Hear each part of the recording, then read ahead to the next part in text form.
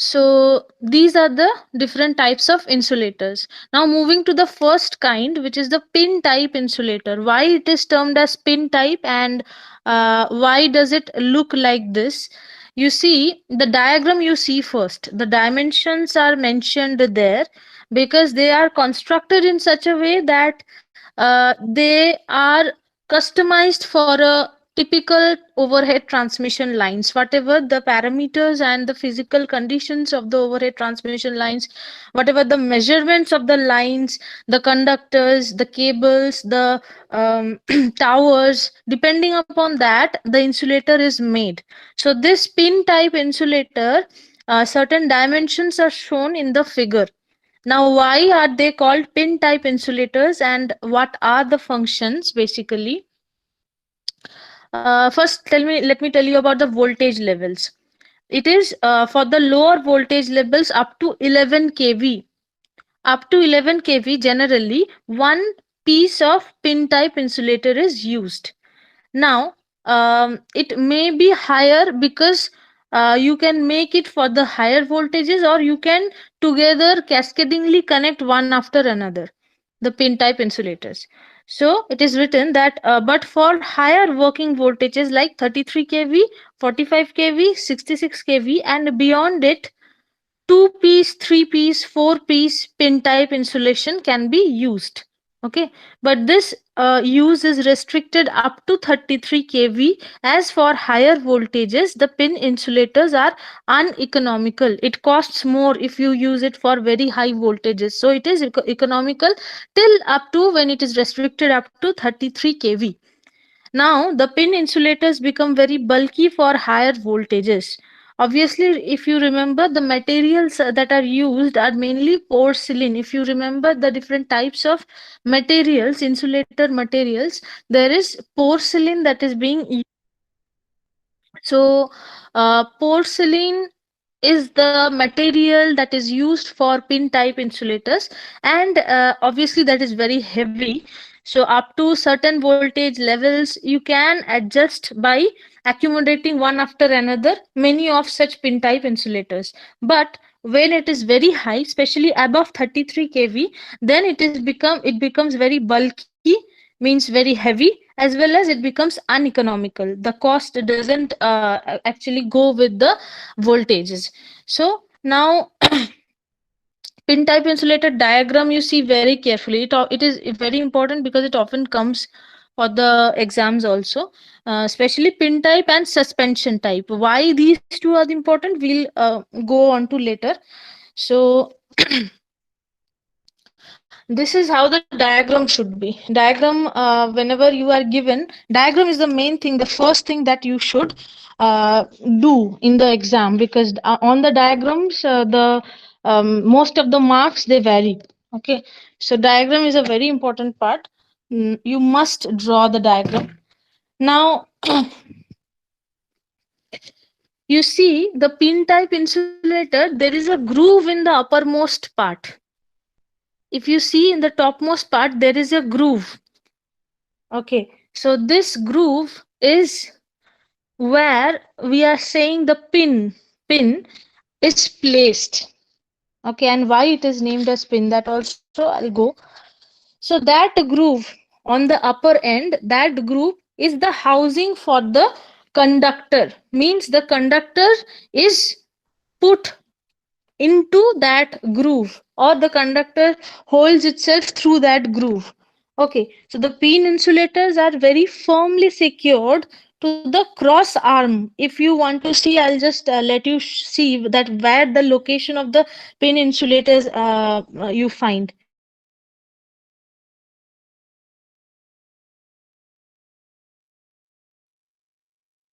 So if you see the diagram, anywhere in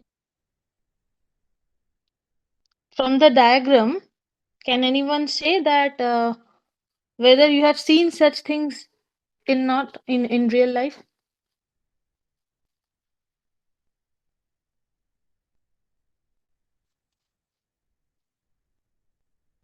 Anyone? Anyone has not seen such structures? Am I audible?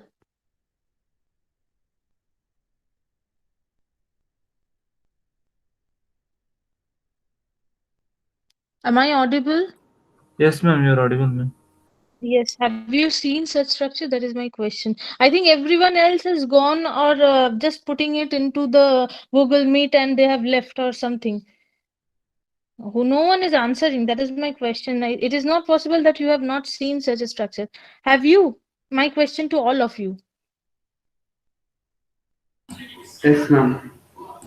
Where have you seen or it means in yes, yes, tell. Ma'am, we have this normal distribution lines like industries and all these insulators are used, like this Correct, correct, porcelain. correct. Correct. So here you see these are the insulators that is called. We often term that how insulators actually look like. So these are the insulators. So where I told you on the topmost part, you see the groove. Groove means that U-shaped structure you see, that is the groove. There only the conductor is housed or the conductor is placed. Okay.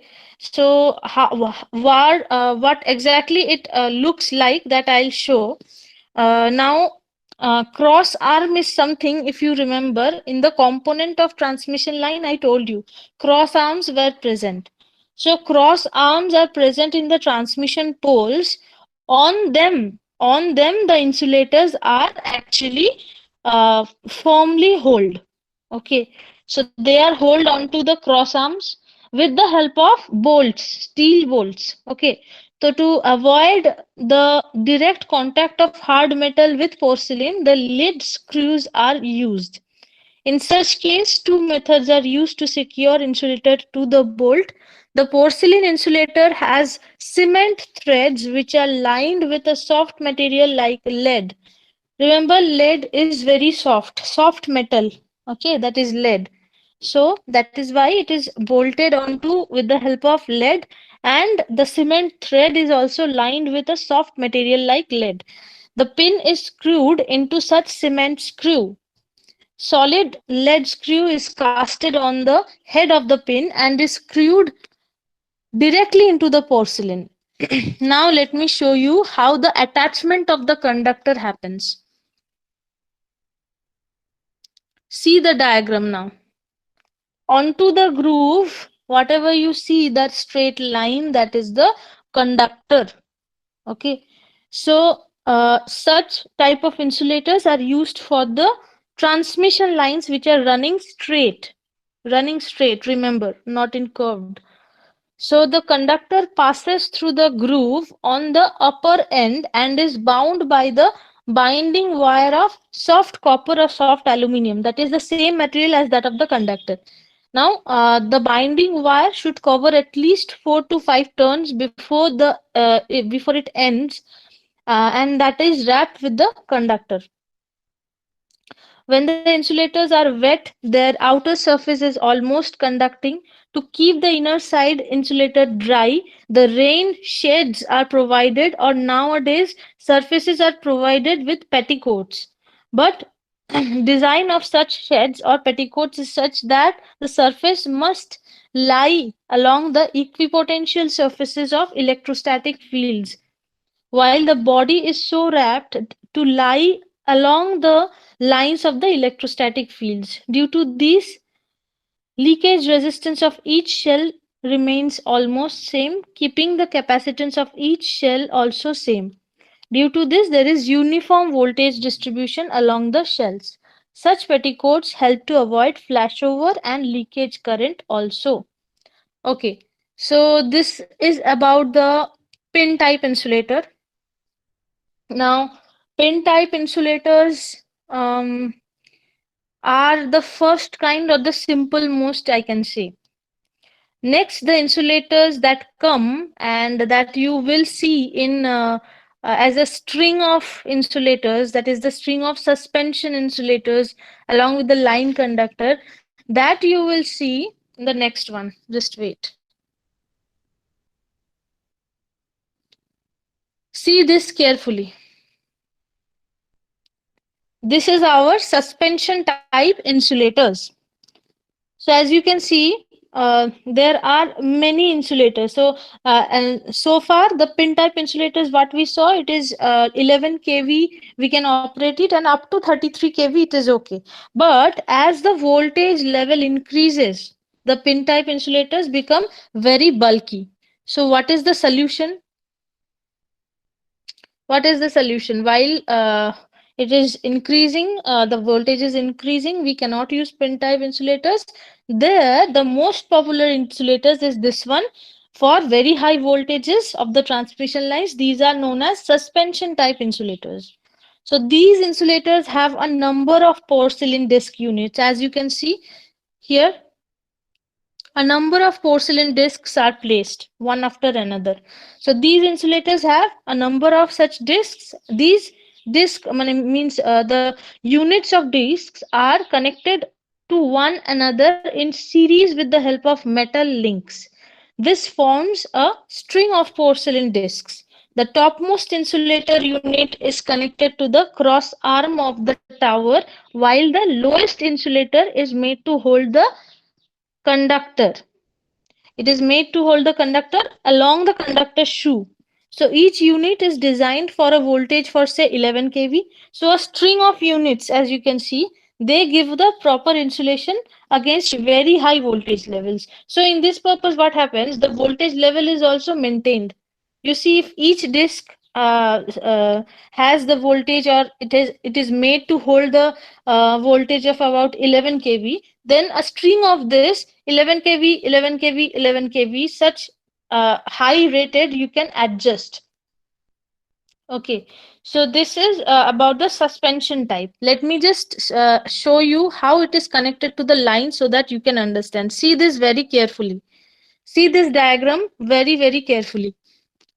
What you see, that here tower is marked and the cross arm is also marked. What is the tower? The topmost part of the tower is held by the cross arm. Okay, so the topmost insulator unit that you are seeing, that is connected to the cross arm of the tower, right? The topmost unit that is connected to the cross arm of the tower, and the lowest insulator, you see the lowest insulator, that is made to hold the conductor, that is made to hold the conductor along the conductor's shoe. That part which you can see the conductor written as line conductor, and the part that is held by the last unit, that is the conductor's shoe. Okay, so this is how they are designed, and each unit is designed for the voltages, just like I said you. So individual disc wise, if you want to see, then this is how it is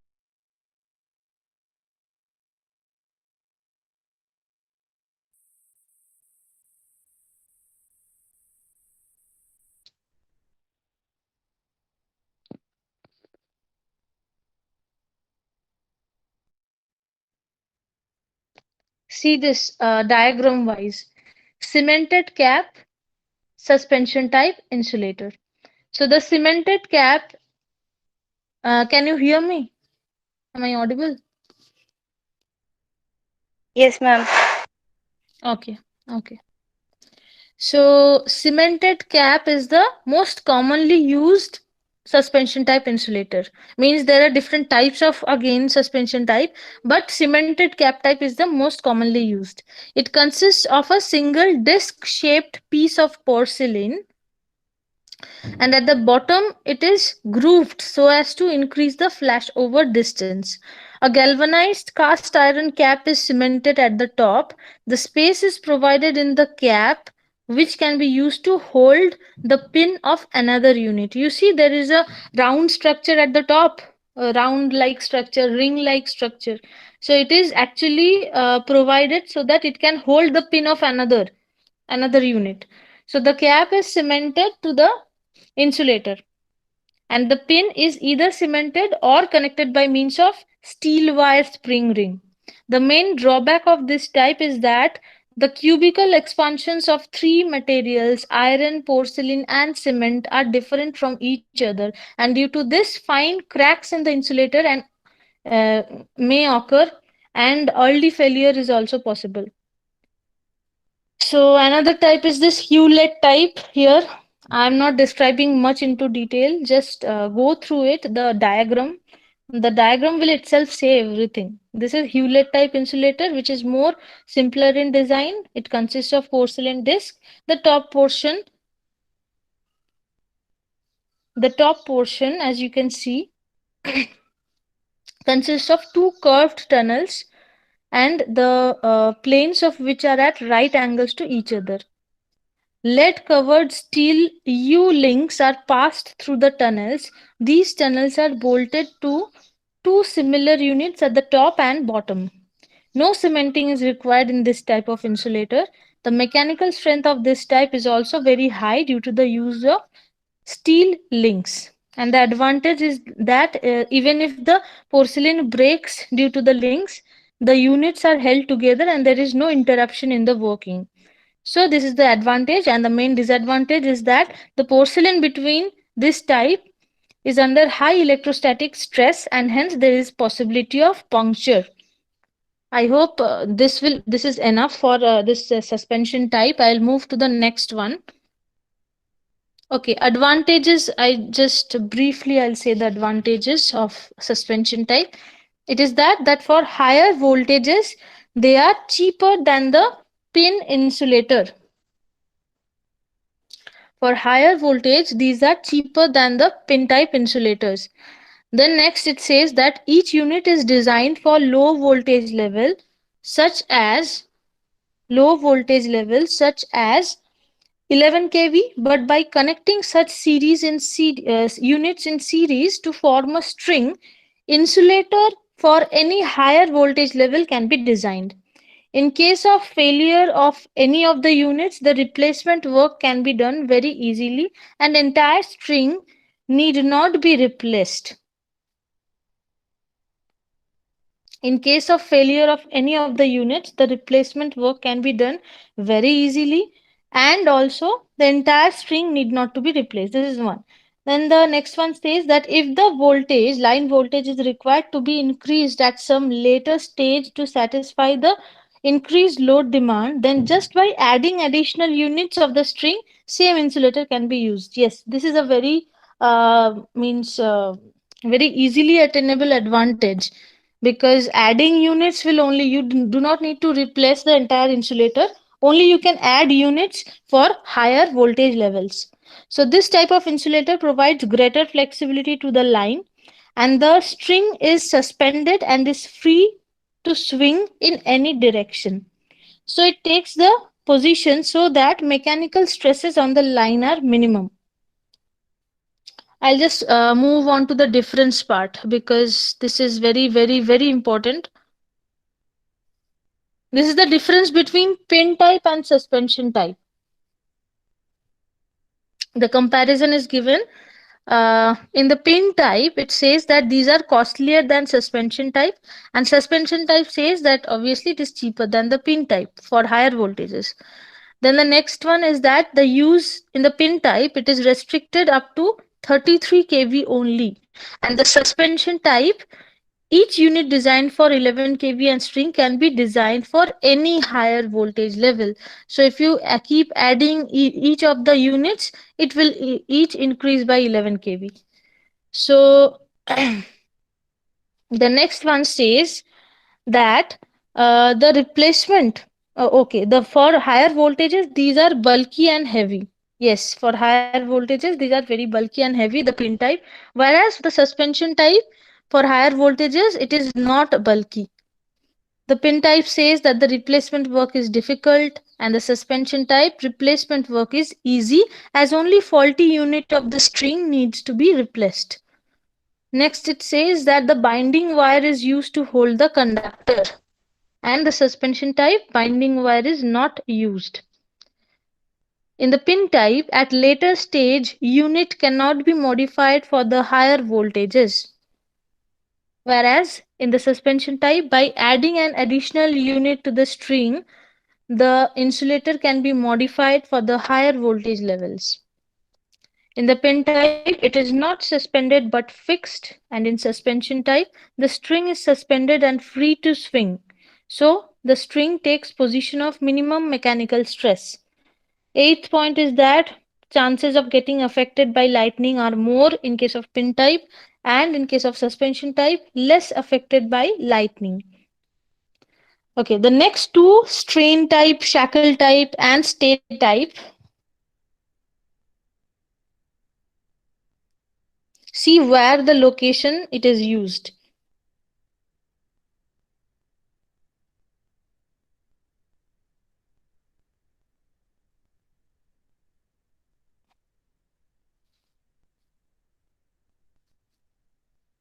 If you can see properly, the strain insulators here are those which are used horizontally. Earlier, so far, you saw the things vertically. Now, that is why the name strain. These insulators are used when there is dead end of the line or the corner. See, there is a dead end in the line. So there, the wire that is being coiled over the line, that which is called the jumper, that is attached to the tower or the pole, and in between them, the strain insulator is connected. Okay, so when there is a dead end of the line or the corner of the line which has a sharp curve, or the line of the is the crossing the river in that case, in these cases, we use strain insulators. So these insulators reduce the excessive tension on the line under such abnormal conditions. Okay, so for low voltage lines below 11 kV, shackle insulators are used, but for higher voltage, strain insulators are used. So the same thing, shackle and strain, they are used, only the voltage levels are different. The function is same. Okay, so for lower voltage lines below 11 kV, shackle insulators are used, and for higher voltages, strain insulators are used. Assembly of the suspension insulators is used as a strain insulator. So the same construction is same, as you can see. It is same as the suspension ones. The discs of the strain insulators are in a vertical plane instead of horizontal plane. Yes, the plane is here vertical. Okay, the plane earlier it was horizontal plane, here the plane is vertical. As the suspension insulators, same, it is horizontal, here it is vertical. In case of conditions like crossing of the river, there is excessive tension on the line. In such case, two or more strings of are used in parallel. So here is the diagram, which is the use of strain insulators is in detail shown. Be very careful. Practice the diagrams. I'll just suggest this one. You practice the diagrams, automatically you can write the theory. Okay, next thing is that the shackle insulators. Okay, the shackle insulators. So these are also known as spool insulators. You see the shackle ones. These are primarily used for low voltage distribution lines. Again, see the application area. Application area is low voltage distribution line. So these are the ones you see from your streets or domestic roads or anything. So those are the shackle ones. These insulators can be used in horizontal position or in vertical position. These are used at the dead end of the aerial wire of service connection to a house or a factory where there is excessive mechanical stress on the line. So the application area is where there is dead end of any aerial wire and the mechanical stress is excessive. Okay. So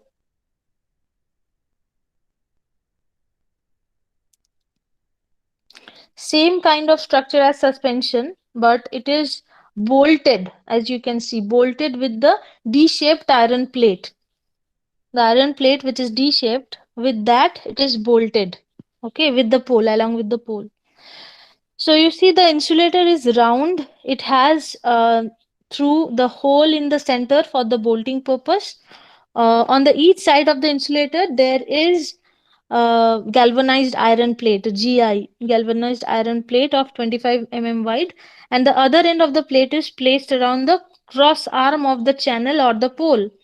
The conductor is in the groove and it is secured with the help of soft binding wires. Similar to strain insulators, these insulators are effective when there is dead end of the distribution line or the distribution line changes its angle. This was shackle type, and the last of the different types is the stay insulator. These you can see the shape is just like egg. So it is also known as egg insulators. The stay insulators are also known as egg insulators. In case of low voltage lines, here again see low voltage lines, it is necessary that the stays are to be insulated at a height of not less than 3 meters from the ground. The stay insulators are used on stay wire to create insulation between pole and stay clamp. It is usually made of porcelain. It has two holes for the stay wires, and the design is such that in case the insulator breaks, then the stay wire will not fall on the ground. So that basically this is the purpose. It holds it so that it does not fall on the ground, and the insulator can break in that purpose, so that it does not happen. That is why this is provided. This figure shows the stay insulator and the method of inserting the stay wires into the stay insulator. So it is actually not very common. It is a like latest development in power system. I can say that stay insulators in our times we never saw this kind of insulators. This is a new ones that has been developed in the power system. So these are simply the wires that go through it to protect that. Okay. So see the dimensions. It is according to the transmission lines dimensions. So this was about the different types of our insulators. Now I'll straight away go to a very important thing which is called the voltage distribution. This is where our derivation lies, and I don't know whether today I can complete this or not, but definitely in the next by next class, this entire module will be completed. So you see the string of insulators. There is a continuous one after another. The different disks are present, and along with each disk, there is particular voltages that are marked V1, V2, V3, V4.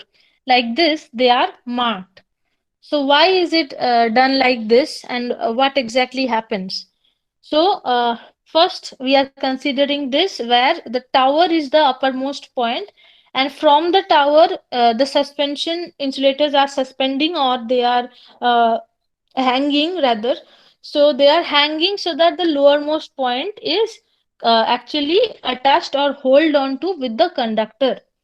So as they are connected with the conductor and they are under suspension, there is a voltage difference from the tower top to the conductor, and that on depending upon that there is something called the string efficiency that depends. String means, I hope you all know what the meaning of string is.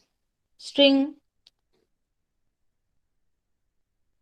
Yes, someone was saying something.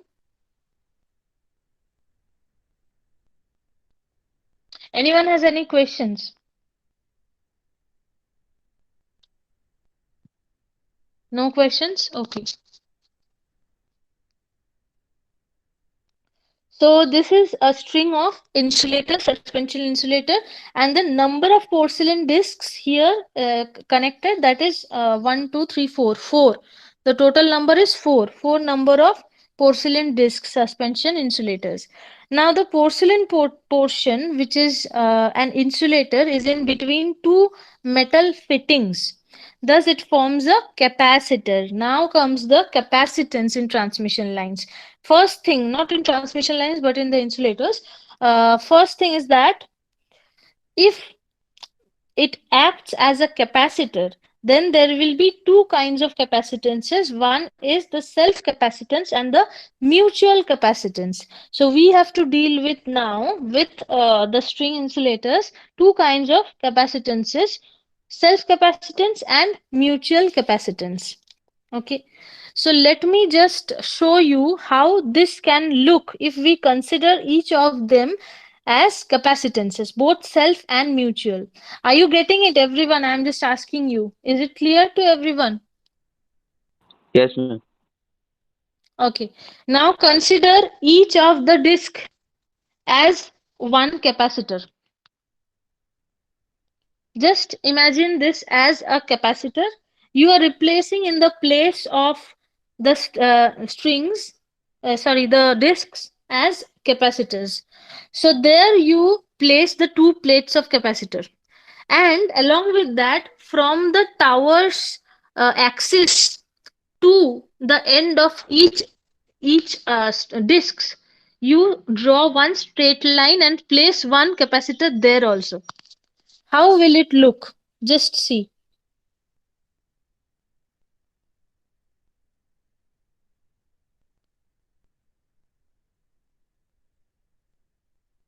Isn't it like this? It will look.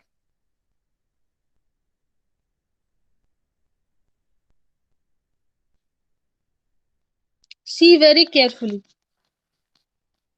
If we consider both self and mutual capacitances, then this is how the arrangement will be for suspension insulators. Anyone has any questions?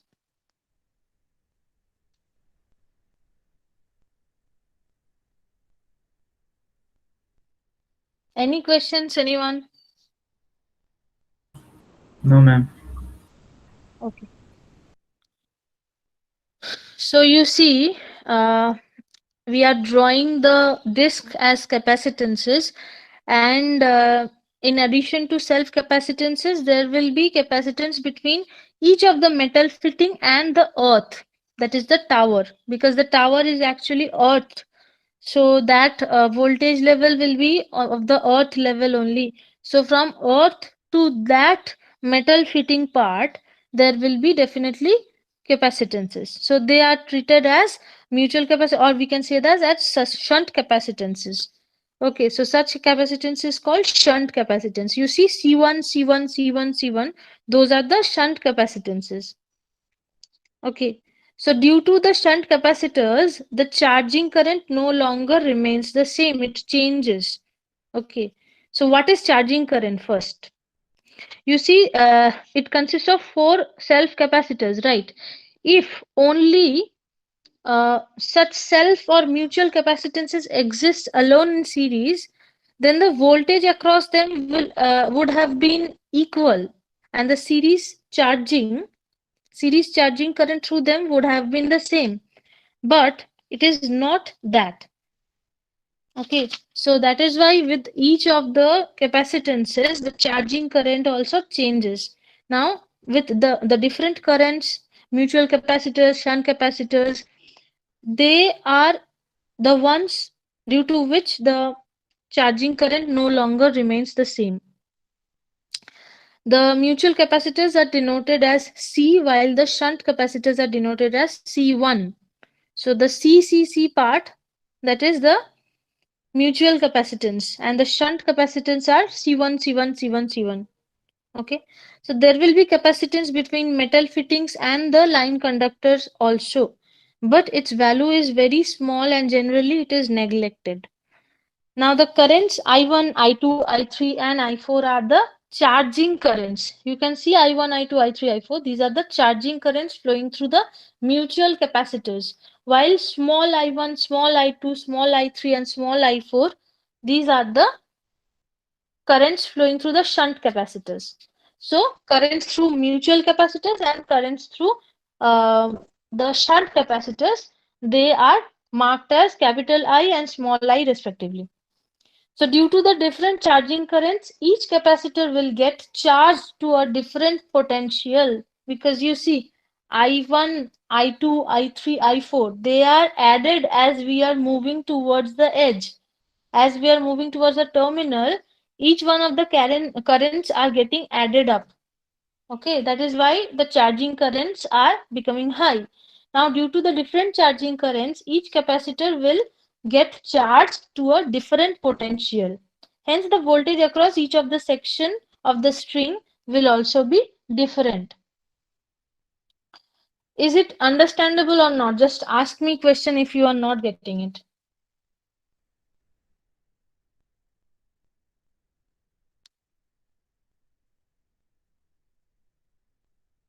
Okay, no one has any questions, but later when you will go through it, if you find any difficulty, just let me know. Now, Okay, ma'am. yes, yes. So you see, the observations that we can say regarding this is that the voltage distribution is not uniform due to the shunt capacitors. Voltage distribution across each of them, V1, V2, V3, V4, that I am telling, they are not uniform. They are not same because of the presence of shunt capacitors. Next is that the charging currents through the various mutual capacitors are different. The charging currents I1, I2, I3, capital I1, capital I2, those are different. Okay.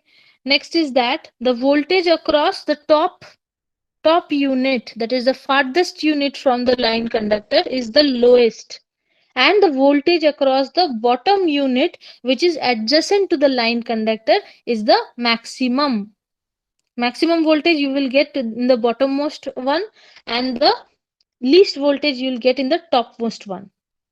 So due to the maximum voltage impressed on the insulator nearest to the line conductor, it is under maximum electrical stress. Obviously, because the line conductor itself is connected with the lowest one, so maximum stress will be going through that only.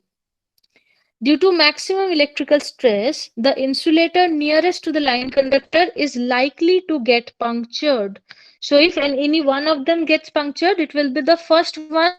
That means one connected to the line conductor, the bottommost one will be the first one to get affected. Hence, practically the efforts are made to have uniform voltage distribution as far as possible. So there is what I was saying, string efficiency. In case of DC voltage, the capacitors do not play any role and the voltage distribution is obviously uniform. So you see, this is the advantage of DC. There is no point of capacitance, so there will be obviously the voltage distribution uniform only. So in AC only this is occurring. So 5 more minutes left. I'll just finish with the definition part.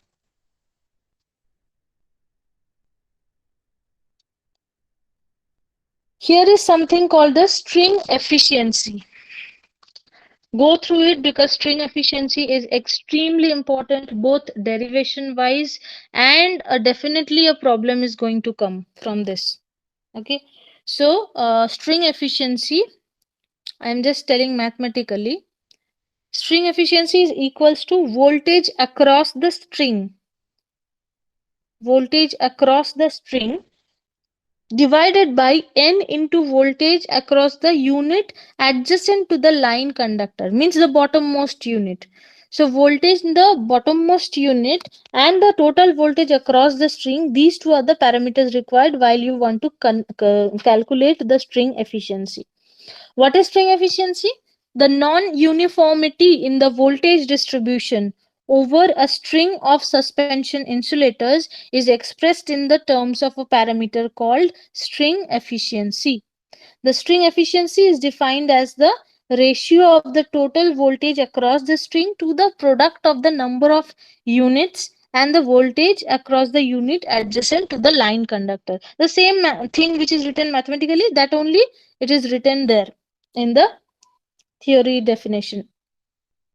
So this is actually the definition, and I'll go on to the detail of string efficiency in the next class.